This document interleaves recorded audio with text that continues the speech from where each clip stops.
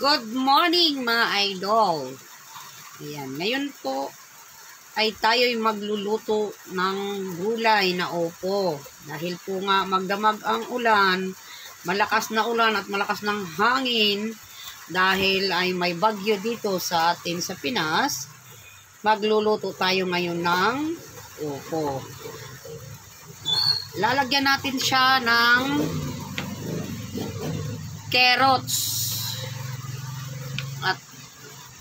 At ito ang ating mga pang-aromatic. Ayan, mga ingredients guys. So, after natin balatan ang upo, gagayatin natin siya. Igigisa natin. Then, meron po akong piniritong tofu. Lagyan natin siya, pampalasa. So, try nating maggulay ng upo na may carrots.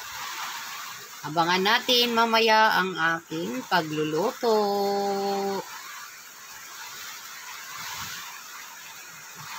Ayan mga idol, gagayatin natin, slice natin ng pahaba. So, ganito.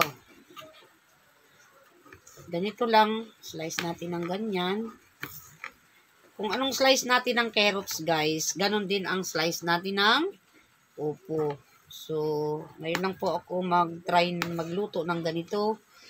Napanood ko lang po ito. I-try ko po kung anong lasa ng upo na may carrots. Upo na may carrots guys. Kailangan pa natin yan, liitan.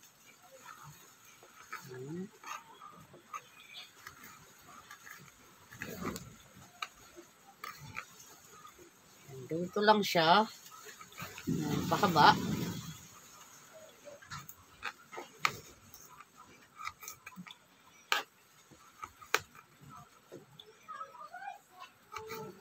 Ayan, maraming salamat Panginoon at tumigil na po ang bagyo. Meron na rin po kaming kuryente. Kaya po nagcha-charge na po kami. Maraming salamat po Panginoon ko. Kahit sira ang aming bubong, ligtas naman po kami lahat ng anak. Galing na tayo ito.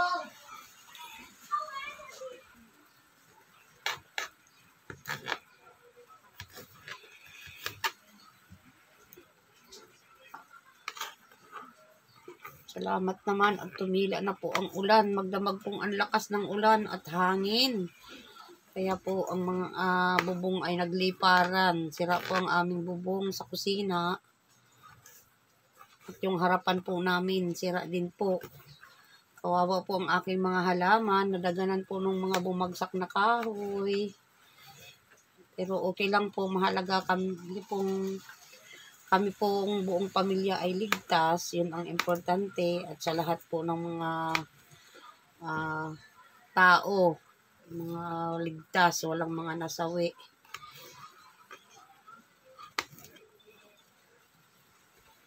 Sa daming bagyong dumaan, ngayon lang po nangyaring nasira po ang aming bubong. May mga nagdaan po na mga bagyong malakas, ngayon lang po. Kasi wala pong tigil ang ulan mula gabi. Lalo na po nung madaling araw, napakalakas po ng ulan, sobrang lakas po at saka hangin. Talagang kalampagan po ang bubong. Natatakot nga po ako.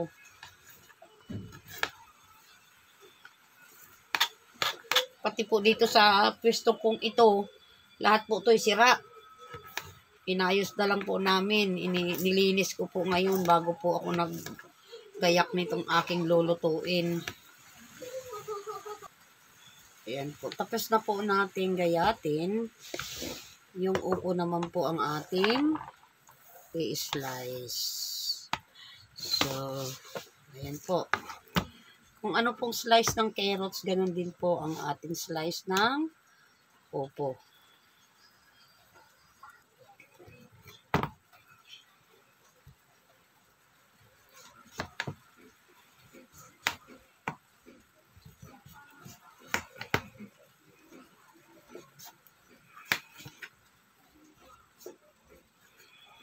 Bali, ganito po. Putulin po natin sa tatlo. Ganito din. Pahaba din ang ating gayat. Katulad po ng carrots. Try natin. Try natin magluto ng may carrots, guys.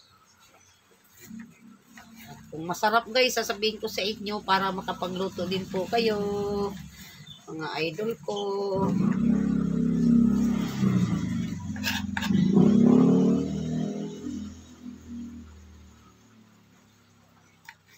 Baan natin.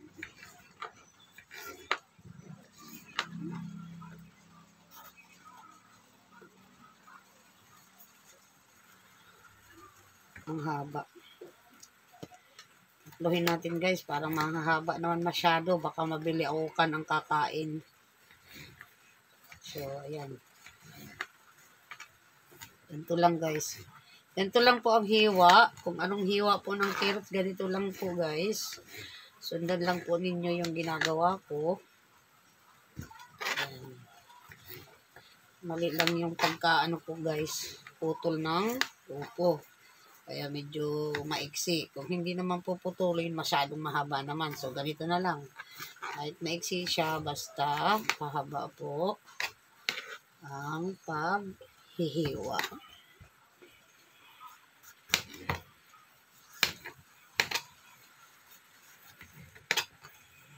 Mabusisi siya, guys. Hindi katulad ng simpleng luto ng upo. Isa-slice mo lang siya ng kung paano.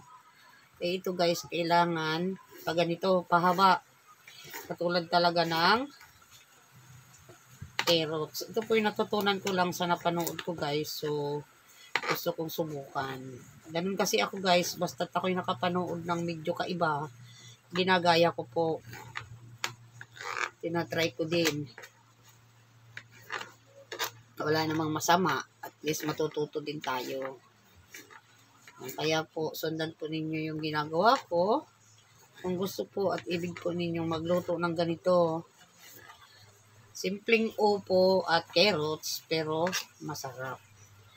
Nasa nagluluto po yun, guys. Kailangan pag nagluto po kayo, samahan po natin ng pagmamahal para ang ating pamilya kapag kumain ay masarapan. Ganun po yun, guys. Ganun po ang sikreto ng pagluluto, guys. May kasamang pagmamahal. Yun po ang importante. So, ganito lang. Ganito lang.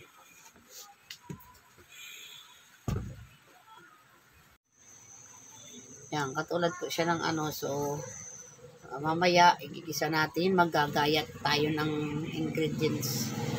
At tofu. Gagayatin natin para ready ng paggisa. Ready na po ang paggigisa. At abangan po natin yung paggigisa natin at para matikman ko at sasabihin ko sa inyo kung masarap. Yan, guys, mag-start na tayong maggisa ng ating gulay. Yan, buksan natin ang kalan.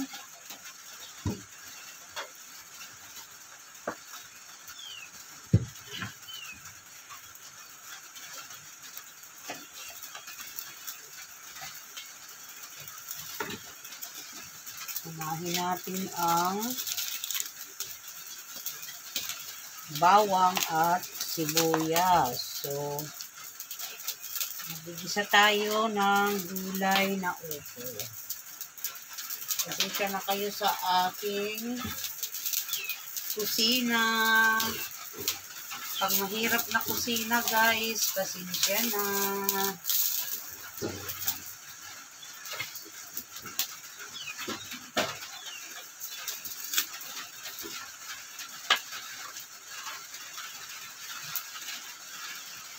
maganda sana kung may star margarine, kaso ang unti naman.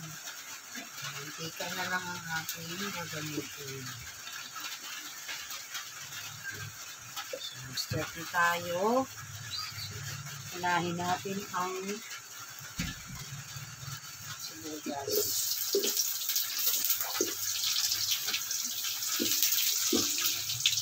Pahinaan lang natin ang ating apoy.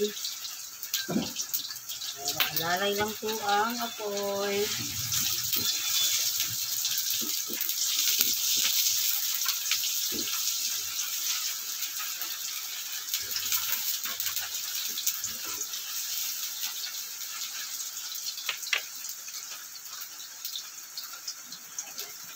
Susunod po natin ang bawang.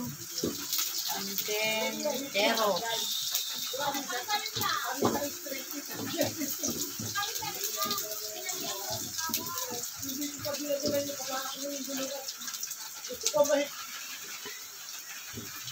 Bawang, isa-isa. Tapos, isusunod natin ang carrots. Malinis ang kamay ko, kaya pwede natin po guantes. Ito po'y pansarili. Ulam po namin. Ayan. Malinis ang aking kamay at marami na akong ginawa mula sa kaninang madaling araw. Isa-isa lang natin.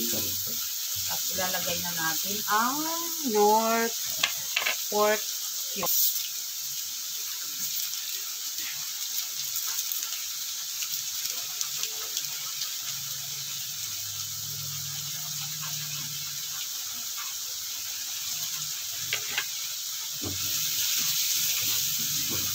Tapos, yung paminta.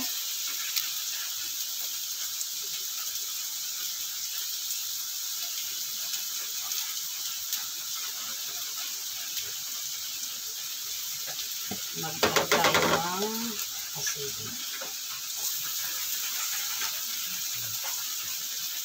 Mamaya na lang natin dagdagan ang asin.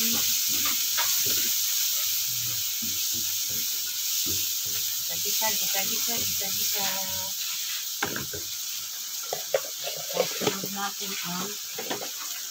natin ang koko. Tikman natin kung anong lasa ng koko at carrots. Ngayon lang po ako makakapagluto ng ganito guys. Nagaya ko lang po ito na pansin.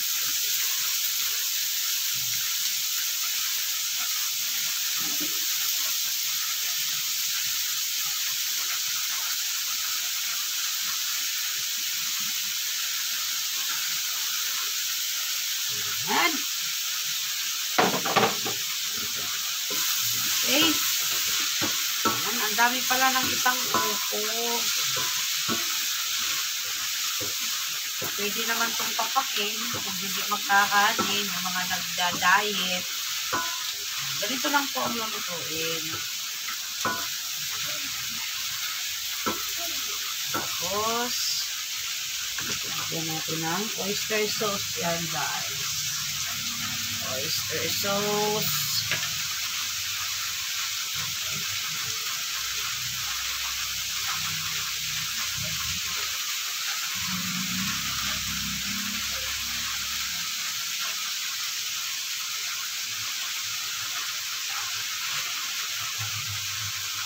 I-stack po ako ng pampalasa, yung oyster sauce, paminta, nor, mix. Meron po ako yan. Kasi lang. Para matansya natin kung gaano karami ang ihahalo. And then, mamaya, lalagyan po natin yan ng sabaw na galing po sa termo. Para siya po ay kumulo agad. Tapos, pag siya po ay naluto na, lalagyan po naman natin siya ng, ilalagay natin ito ang hiniwa na pritong koko.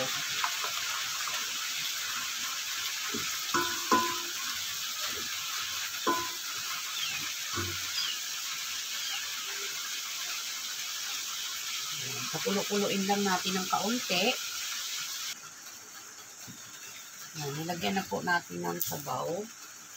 So, tinikman ko ay medyo kulang sa lasa ng asin. Mamaya dagdagan na lang po natin itong patis.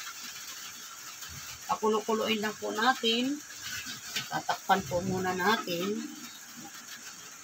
At pagka siya ay maluto na, ilalagay na natin to, then okay na siya. Ayan guys, medyo luto na po siya.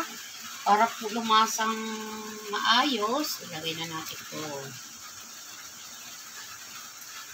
Ayan. Masarap pala siya guys, tinikman ko. Masarap pala siya. Oo na may. So, ayan po yung itsura niya. Pakulo-kuloin lang natin. Natin tikman para madagdagan natin ng asin. Hindi na asin.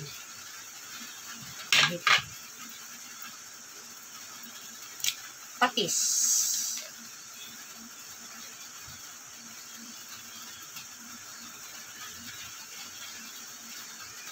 Baka naman umalat.